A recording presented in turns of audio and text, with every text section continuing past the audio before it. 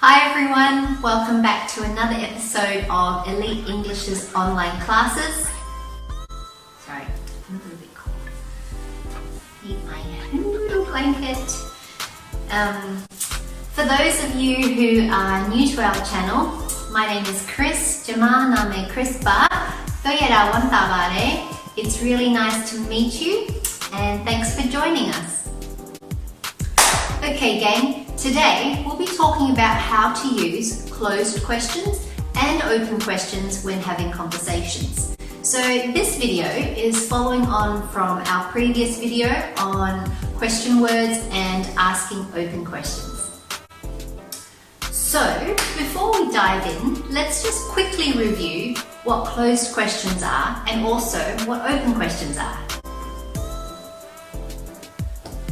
Sorry, I look ridiculous, but it's so cold here.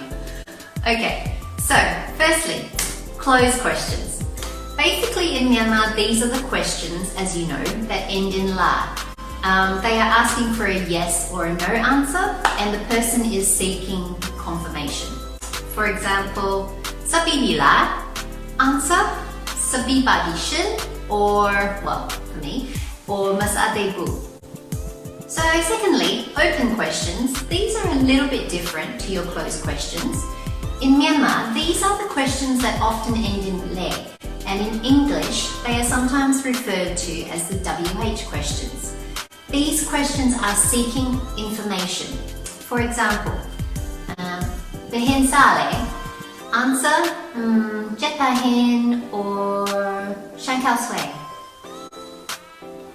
So, ding ding ding. If you guys would like to learn more or review closed questions, open questions using WH question words, please don't forget to check out our YouTube channel or click on the links below in the description box for the full videos. Alright gang, let's get it! So, talking about conversations. When you're having a conversation with someone, it's not really enough to just answer the other person's questions. It doesn't make for a fun or engaging conversation for either of you. So remember, it's not an interrogation, it's not an interview. You've got to ask questions too, yeah? So this shows that you're interested in the person that you're talking to and also that you're actively listening to what they're saying to you. Trust me guys, if you're having a conversation and you're asking the person questions, they're answering and then asking you questions and then you get to answer, it makes for a much more engaging and fun interaction for both of you. It's kind of like a tennis match, so you're watching a really long rally between two people and the ball goes back and forth, back and forth. And the same should be for your conversations. It goes back and forth.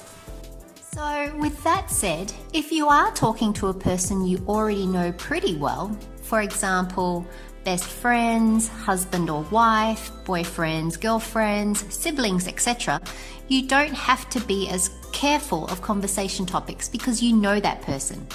You would feel comfortable talking about almost anything that you can think of. You both know each other's conversational boundaries. What you like talking about, what you're both not really comfortable talking about. Silences are usually okay too, and it's not awkward. However, it's good to know what kinds of questions to ask someone that you've just met or someone that you don't really know too well. I mean, who hates awkward silences when meeting new people? Okay, so let's say you've just introduced yourselves to each other. What do you say after that? It can be a little bit tricky, but it just takes practice, and I know you can do it. So after introductions, we need to think about follow-up questions. Follow-up questions are a series of related questions about a particular topic that, funnily enough, follow on from each other and give flow to your conversation.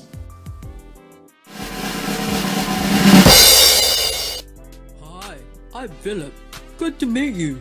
Are you from around here? Hi, my name's Chris. Nice to meet you too. No, actually, I'm from Australia. How about you? Yes, I'm from Myanmar. My hometown is Lasho. Oh, wow. I love the food in Myanmar. what's the most popular dish in your hometown? I don't really know much about food in Shan State. Well, the most popular dish would probably be Shan noodles. Everybody loves those. What about you? What dishes do you miss from Australia? I sometimes really miss plain toast with butter and Vegemite. Other than that, I've lived in Myanmar for a while. I just really love the food here. I bet Shan noodles would be wonderful on the cold mornings up in Lasho. Oh yeah, there's nothing better. Does it get cold in Australia? So, as you can see from this short conversation, Phillip said that his hometown is Lasho. So the particular topic here is the town where you were born. From this topic, you can move on to other simple questions, such as, what is the most popular dish in your hometown? Are there many places to see in your hometown? What do you like about your hometown? The only limit, guys, is truly your imagination. If you start off by asking your new friend, what is the most popular dish in your hometown? Then your starting topic becomes about food. From there, you can move on to closed questions or open questions. For example, do you like that dish? That's a closed question. And whether your friend answers yes or no, it doesn't have to stop the conversation there. From there, you can ask another follow-up question, asking them why. Looking for a reason. Why do you like that dish? Why don't you like that dish? Oh, you don't like that dish? What is your favorite dish then? And it keeps the conversation rolling along. What are the main benefits of using this follow-up question method when having conversations? Why should you even bother thinking about this? So, 5 main benefits really. Number 1, it's usually centered around a particular topic, so it'd be very quick and easy for you to come up with questions to ask the other person. Number 2, it makes the other person think that you are engaged and interested in what they're telling you because you keep asking follow-up questions to what they've just told you. So it makes the speaker feel good, they feel listened to, and they'll want to keep talking to you. Number 3, it makes you a better listener and a better speaker. Number 4, it will prevent the conversation from jumping around too much between unrelated topics.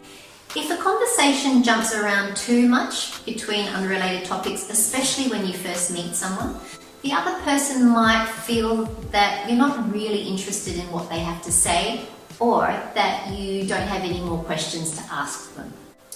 So, if you ask random and unrelated questions, such as where is your hometown? Answer, quickly followed by what do you think of Mohinga?